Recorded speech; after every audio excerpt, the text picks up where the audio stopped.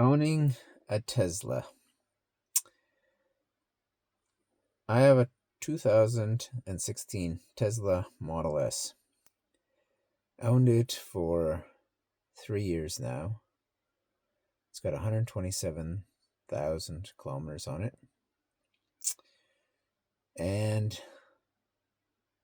this is the most high maintenance vehicle I've ever owned. Let's go through it and the pros and cons. Pro.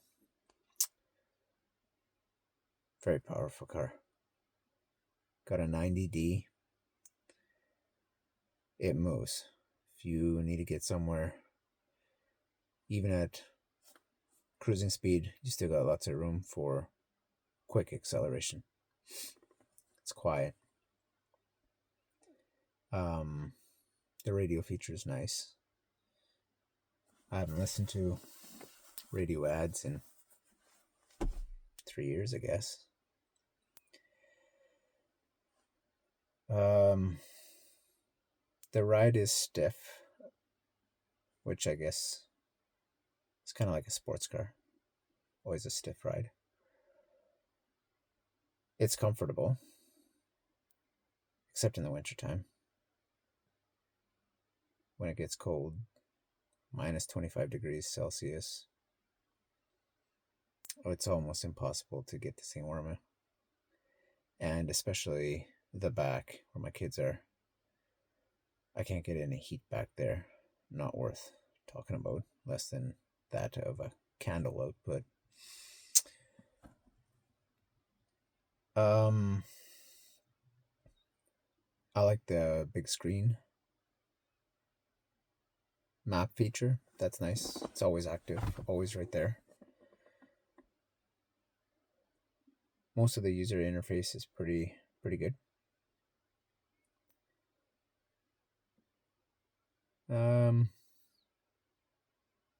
Space, a lot of room. I got the frunk, big trunk. Lots of room here for 4 adults, no problem. So 2 adults and 2 kids, lots of room. It's quiet inside, which is nice.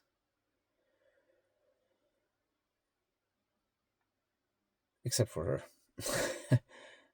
the rattles that end up showing up inevitably, coming from the front dash, the doors, and in the never-ending tie rods that you got to change annually.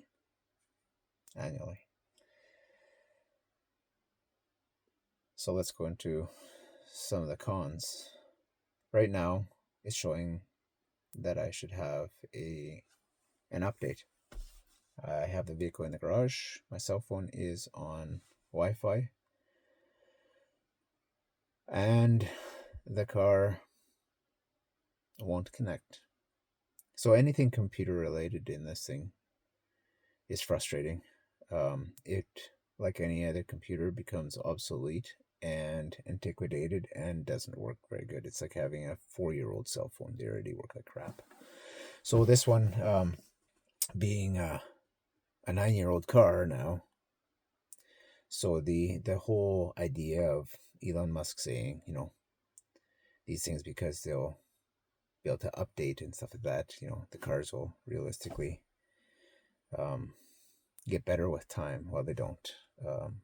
It's just the nature of computers, so don't get yourself fooled by that, unfortunately. And then as far as the screen is concerned, it's starting to delaminate itself. I could see bubbles showing up on the side of the screen, and now it looks like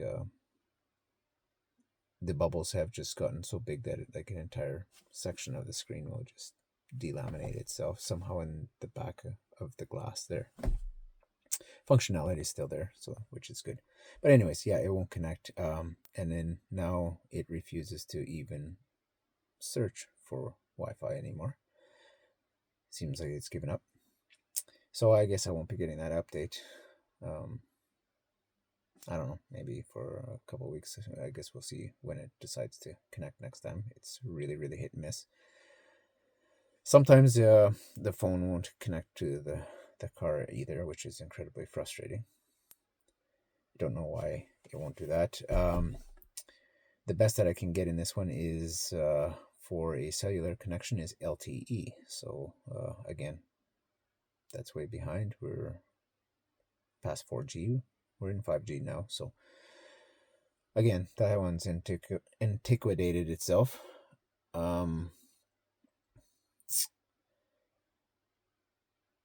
Changing parts on this thing.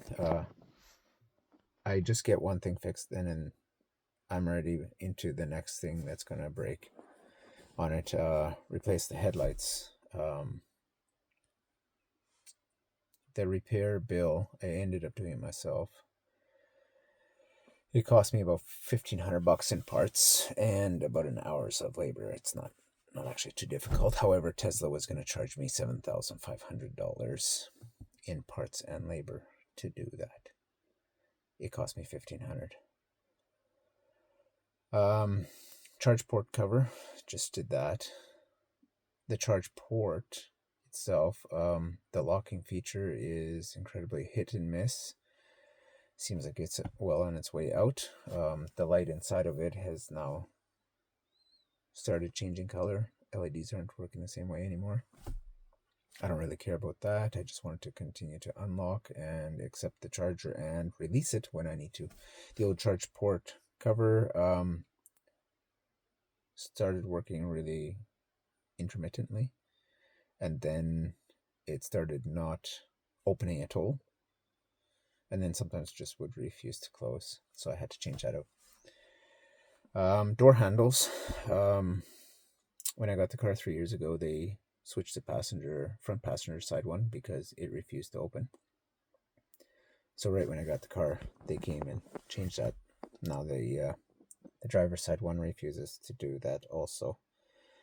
So I pulled it out. Well, I went into the service manual there, or the service screen, and there's an updated one that you can get for it. So it goes from 2.0 to 3.0. And the one that they had put into the passenger side is a 3.0. So that's the only updated one in the car. So now I'm replacing this one. So I ordered an updated one. And I opened the car and I was going to change it out, and I found out that the wiring harness doesn't match. So then I found out I need a wiring harness. But the wiring harness has an extra wire on it. Well, where does that go? Oh, I need a door control module. Okay, so order that. Well, there's no room for the door control module, nothing to mount it. Oh, the inside panel in the door inside also needs to be changed. So now my door handle cost me a used one off of eBay, $350. And then I had to order the module, the wiring harness, and that inner door panel. So now I'm in this thing for like almost $600.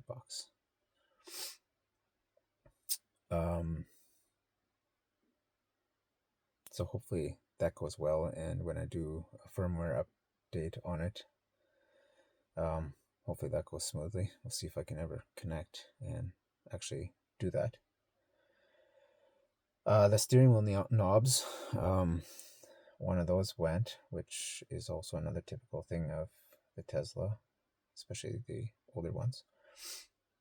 So I changed that out. But just quirky things that happen too. For some reason, now when I open up either the trunk, rear passenger door, sometimes passenger door, or press the center of the steering wheel to honk, it will activate my voice command. However, when I push the voice command, nothing happens.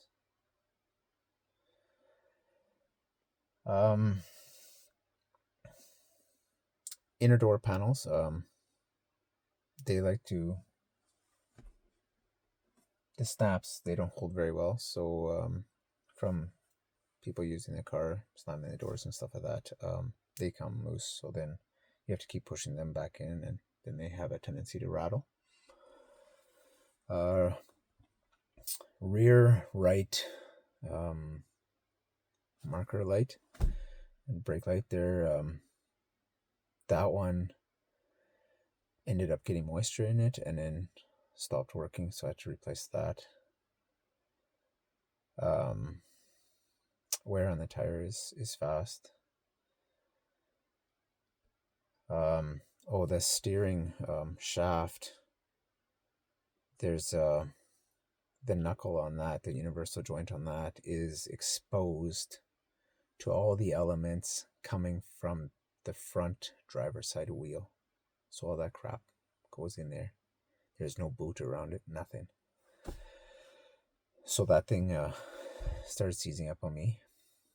And then start to get that changed. And then upper control arms, they wore out. So I got that changed out.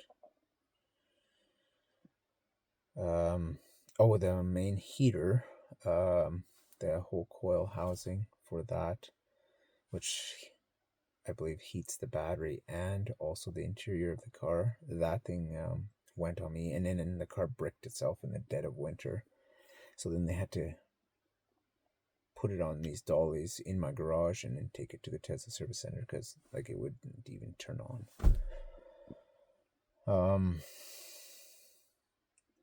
What else is gone on this thing? The heat in this thing is terrible for winter. Like if you live in Manitoba, Winnipeg, that kind of weather, it's not going to keep up. Not even close. Not the year that I have. And then leading on with cold weather, you have the reduced range, and that is significant. So in the summertime, I can with this one probably go about 350, 400 kilometers. Good weather, no heavy winds, I guess, and stuff like that. Anyways, pretty efficient, not bad. You can do some pretty good trips, which is nice. But then the winter time, you get to minus 25, minus 30, then just leave your car in the garage. You're gonna be at a 50% loss, and I'm not kidding. I wouldn't take it if it's minus 30. I wouldn't take it for more than a 200 kilometer drive, even though I have this thing charged up to 100% and it shows 440 kilometers on it. I went, so minus 28, I went on a road trip like that, and we got 200 and it was about 240 kilometers turnaround, and we got home and we were at 6%. So that means I was going to go for maybe another, 10 kilometers, 10, 20 kilometers, right? And it is just toast, dead. So you'd be hooped. So yeah, that's my beef with Tesla. And in general, it's cold. I work with, I'm a tradesman, and working with power tools outside in the wintertime, lithium, they just don't perform well, and this is not the right environment. Would I buy another one? With the maintenance that I've had on this thing, any fuel savings that I get, let's say, I was averaging about $400 a month with just going to work and back, basically just general routine stuff, in 2021. So when gas is at about $1.30 Canadian per liter, so fuel realistically is still exactly the same 4 years later, same price. And so if I'm saving, my fuel cost would have been like $4,800 for the year, right? Now, my charging cost is obviously significantly lower. Manitoba has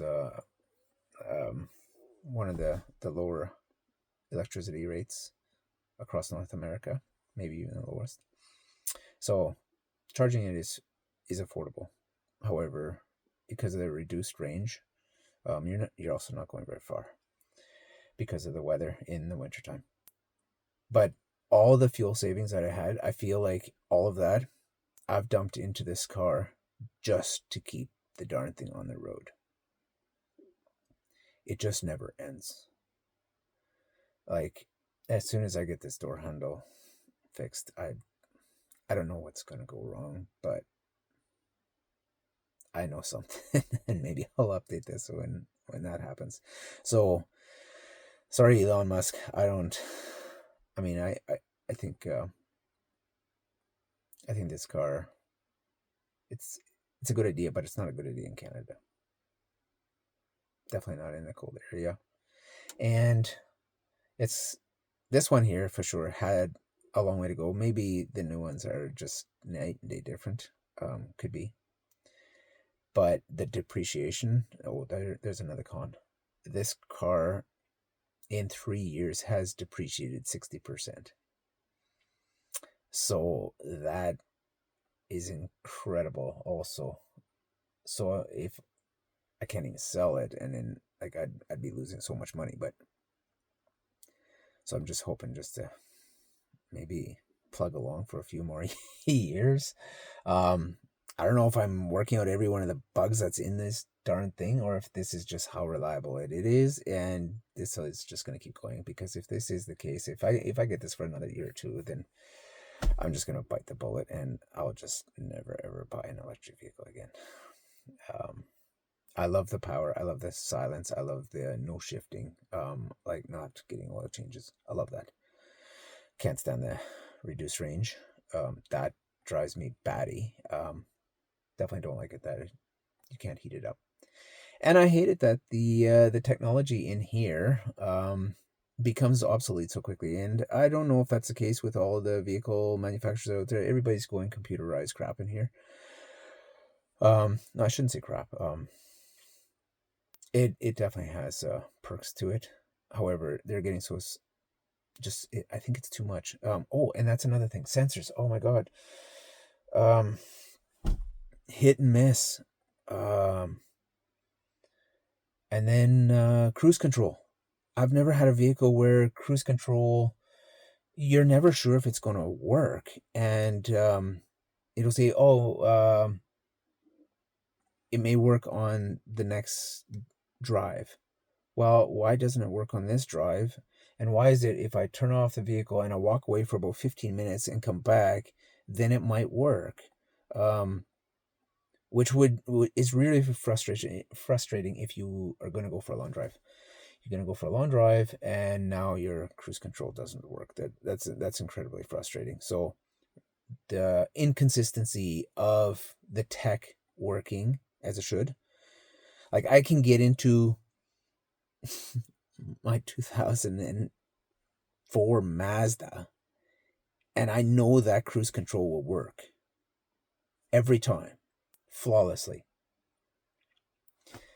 And if I got to change out a light on that thing, it's going to cost me both headlights. It'll cost me like $30-$40.